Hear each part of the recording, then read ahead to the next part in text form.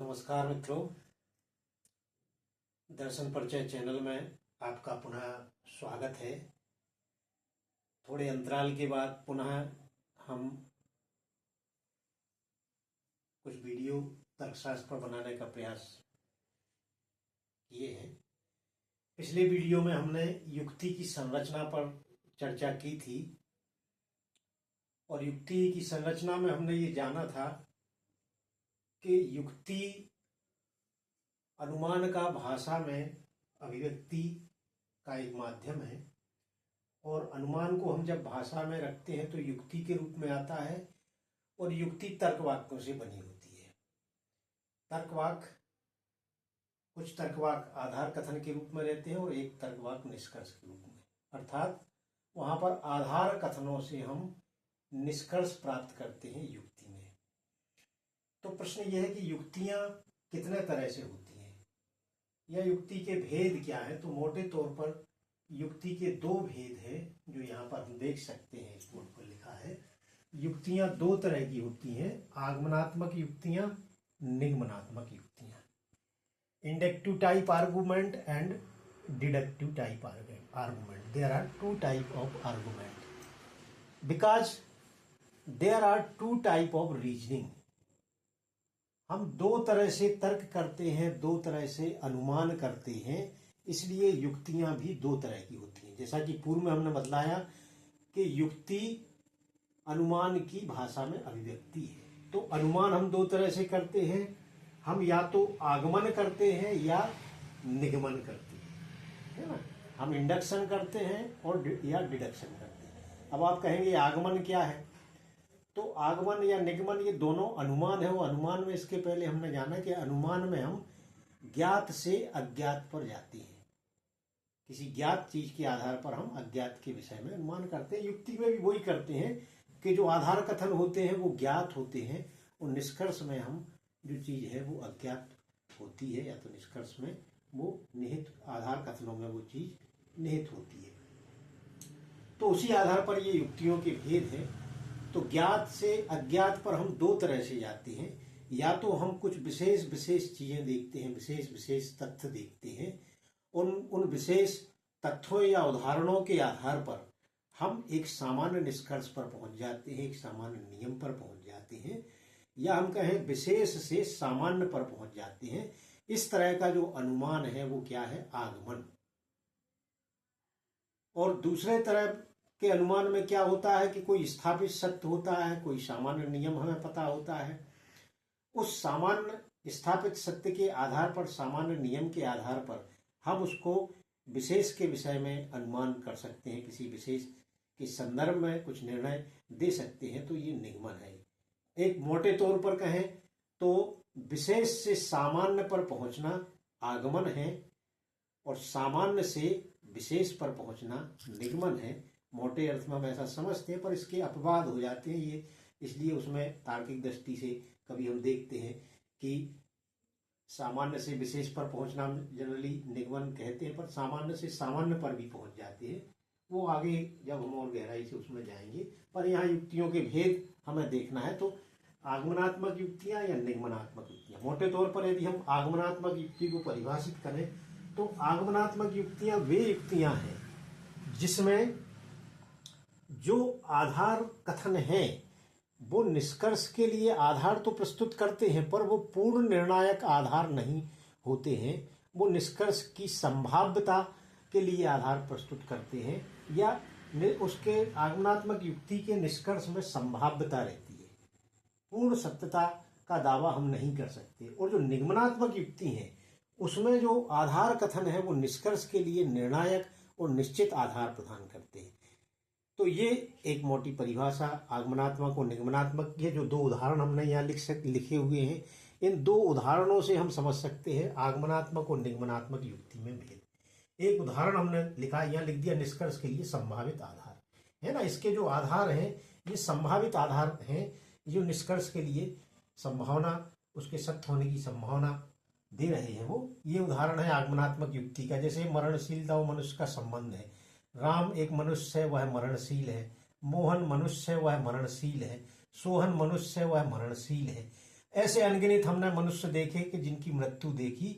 यहाँ dot dot dot हम सैकड़ों हजारों उदाहरण हो सकते हैं और अंत में निष्कर्ष पर पहुंच सकते हैं कि अतः सभी मनुष्य मरणशील हैं। पर ये सभी मनुष्य मरणशील हैं, बहुत से मनुष्यों को मरते हुए हमने देखा है ना, और उसका अपवाद अभी तक हमें कोई नहीं मिला है, मतलब कोई मनुष्य ऐसा नहीं मिला कि जो अमर हो। तो हम निष्कर्ष पर पहुंच गए सभी मनुष्य मरणशील है। पर ये निष्कर्ष कैसा है? संभवता, मतलब ये सभी मनुष्य मरणशील कह रहे हैं तो उसमें संभाव्यता है, प्रोबेबिलिटी है, पूर्ण निश्चितता नहीं है। अतः हम कह देते हैं सभी मनुष्य मरणशील है। संभवतः शब्द नहीं लगाते, निष्कर्ष ये पहुंच जाता है। एक सामान्य कथन हम कहते हैं कि सभी मनुष्य मरणशील है, अर्थात जो मनुष्य, जितने भी मनुष्य, उनकी मृत्यु होती है या होगी। तो ये मनुष्य, कितने मनुष्यों के विषय में कथन कह दिया? ये सभी जो पिछले मनुष्य हुए, वर्तमान में मनुष्य हैं, भविष्य में मनुष्य होंगे, उनके विषय में हमने मरणशीलता का निर्णय दे दिया। क्योंकि अभी तक जो हमें मनुष्यों के उदाहरण मिले वो जितने विशेष, ये सब उदाहरण विशेष विशेष है। तो हमने कहा कि आगमन में हम विशेष से सामान्य पर जाते हैं, इस तरह का अनुमान आगमन होता है, और इस तरह के अनुमान को व्यक्त करने की जो युक्ति है वो क्या कहलाती है? आगमनात्मक युक्ति। तो ये आगमनात्मक अनुमान है, उसको व्यक्त करने वाली आगमनात्मक युक्ति है। ये विशेष का मतलब जो पर्टिकुलर के विषय में हम निर्णय दे रहे हैं, ये हमें ज्ञात है, इनको हमने मरते हुए देख लिया है। ये ऐसे कोई भी नाम हो सकते हैं जिनकी हमने मृत्यु देख ली। राम मनुष्य वो मरणशील है, मोहन मनुष्य मरणशील है, सुहन मनुष्य मरणशील है, गीता मनुष्य वो मरणशील है, सीता मनुष्य मरणशील है, और इस निष्कर्ष पर पहुंचे कि सभी मनुष्य मरणशील है। तो ये हम एक सामान्य कथन पर पहुंच गए, सभी के विषय में निर्णय दे दिया। ये कुछ के विषय में हम एक एक के विषय में आ रहे थे, और ऐसे विशेष विशेष उदाहरण देखते हुए हम एक सामान्य निष्कर्ष पर पहुंच गए। तो ये आगमनात्मक युक्ति का उदाहरण, और इस तरह का अनुमान जो कहलाता आगमन अनुमान के जो प्रवर्तक माने जाते हैं वो बेकन माने जाते हैं। तो आगमन में निष्कर्ष, ये विज्ञान में लोग जो निष्कर्ष पर पहुंचते हैं, कार्य कारण नियम पर पहुंचते हैं, किसी विशेष विशेष उदाहरणों पर निरीक्षण करते हैं और एक सामान्य निष्कर्ष पर पहुंचते हैं, वो यही आधार होता है। पर इसमें संभाव्यता होती, क्योंकि हमने अभी तक जितने मनुष्य देखे उदाहरण के तौर पर, तो वो सब उनकी मृत्यु हुई। पर कभी भविष्य में कोई ऐसा हो कि किसी व्यक्ति की मृत्यु ना हो, मनुष्य की अमर हो जाए, तो एक भी अपवाद यदि मिल जाएगा तो ये कथन हमारा गलत साबित हो जाएगा कि सभी मनुष्य मरणशील है। पर ये यहाँ पर इस तरह के अनुमान में हमने ये जाना, आगमनात्मक युक्ति में ये जाना कि इसमें बहुत सारे अनगिनत आपके आधार कथन हो सकते हैं। आधार कथनों की संख्या जितनी ज्यादा होगी, जितने विशेष तथ्य होंगे, उतने ही ज्यादा ये आपका कथन जो निष्कर्ष है वो पुष्ट होगा और एक सामान्य निष्कर्ष पर पहुंचते। तो ये आगमनात्मक युक्ति है। वहीं दूसरी ओर जो निगमनात्मक युक्ति है, उसमें जो आधार कथन है वो निष्कर्ष के लिए एक निर्णायक आधार प्रस्तुत कर रहे हैं, है ना। जैसे ये एक निगमनात्मक युक्ति का उदाहरण हमने लिया कि एक सामान्य कथन है सभी मनुष्य मरणशील है, जो पूर्व अनुभव से या स्थापित विशेष विशेष उदाहरणों से स्थापित हो चुका है। इसी उदाहरण में हमने देखा यही निष्कर्ष यहाँ स्थापित हुआ है ना। और इस तरह के जो सत्य होते हैं जो सामान्यता अनुभव से स्थापित हो जाते हैं आगमन से, तो वो यहाँ आधार कथन का काम कर रहा है। सभी मनुष्य मरणशील है। फिर एक पर्टिकुलर कोई मनुष्य, रवि एक मनुष्य है, तो उसके विषय में हम अनुमान कर सकते हैं, इसलिए रवि भी मरणशील है। जब सभी मनुष्य मरणशील है, रवि एक मनुष्य है, इसलिए रवि मरणशील है। तो ये जो रवि मरणशील है, इसकी सत्यता इन दोनों कथनों में निहित है। ये दोनों कथन इसकी सत्यता के लिए निर्णायक और निश्चित आधार प्रदान कर रहे हैं। इस कथन में अब संभाव्यता नहीं है, इस रवि के मरणशील होने में निश्चितता है, क्योंकि इसके लिए जो ये दो आधार कथन है वो निश्चित आधार प्रदान कर रहे हैं, निर्णायक आधार प्रदान कर रहे हैं। तो इसका कथन क्या है? इन आधार कथनों के आधार पर ये निर्णायक निष्कर्ष है, निश्चित निष्कर्ष है, और इसका निष्कर्ष जो है संभावित निष्कर्ष है। पर दोनों में हम देखेंगे, इसमें हम कहाँ जा रहे हैं? सामान्यतः हम सामान्य से विशेष पर पहुंचे। ये सामान्य एक निष्कर्ष था, उसको हमने आधार बनाया और किसी विशेष के विषय में निर्णय हमने दे दिया। तो इस तरह से हम देख सकते हैं कि ये निगमनात्मक अनुमान है। ये निगमनात्मक अनुमान हम अपने दैनिक जीवन में भी दोनों करते हैं, आगमनात्मक और निगमनात्मक। कि स्थापित सत्य होता है, अभी तक जो होता आया, तो पर्टिकुलर के विषय में हम वो निर्णय दे देते हैं। रोज सूर्य पूर्व में निकलता है, स्थापित है, तो कल सूर्य कहाँ निकलेगा? कल भी पूर्व में निकलेगा। ये एक निगमनात्मक अनुमान हो जाएगा। तो इस तरह से दो तरह की तो निगमन अनुमान है। ये अनुमान के प्रवर्तक पाश्चात्य के में अरस्तु माने जाते हैं, जिन्होंने निगमनात्मक अनुमान का एक सिस्टमेटिक प्रतिपादन किया।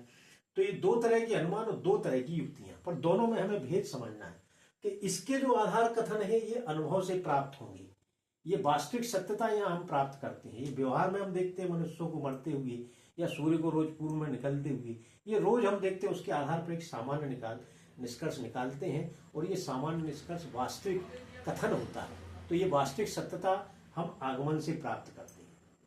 और निगमन में जो कथन होते हैं उसमें निगमन में हम आधार कथनों को मान के चलते हैं। तो निगमन का जो निष्कर्ष है वो इनके इससे निकलता है। तो इसमें तार्किक संबंध जब दो कथनों में होता है तो ये आकारिक सत्यता से संबंधित बात होती है कि आधार कथन यदि सत्य है, उनमें तार्किक संबंध सत्य है, तो निर्णय निश्चित तौर पर सत्य हुआ। तो यह ये इसका जो कथन होता है, ये सत्य असत्य ना कहकर हम इस युक्ति को वैधता या अवैधता का प्रश्न यहाँ लगता है ना। तो यहाँ वैधता अवैधता की जांच निगमनात्मक युक्तियों में होता है, जो एक निगमनात्मक तर्कशास्त्र का मुख्य अध्ययन का विषय है। इसी आधार पर दो तरह के तर्कशास्त्र डेवलप हुए हैं, दो तरह का अनुमान हम करते हैं, जिसमें हम आगमन और आगमन से संबंधित नियमों का अध्ययन करते हैं, आगमनात्मक युक्तियों का अध्ययन करते हैं, वो आगमनात्मक तर्कशास्त्र कहलाता है।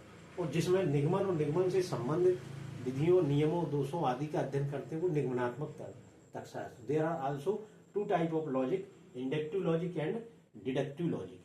और हम अपने दैनिक जीवन में भी इंडक्शन डिडक्शन का प्रयोग करते हैं। एक वैज्ञानिक जो खोज करते हैं, कार्य कारण नियम की खोज करते हैं, विशेष विशेष उदाहरणों से वो निरीक्षण परीक्षण करके किसी निष्कर्ष पर पहुंचते हैं, वो आगमन है।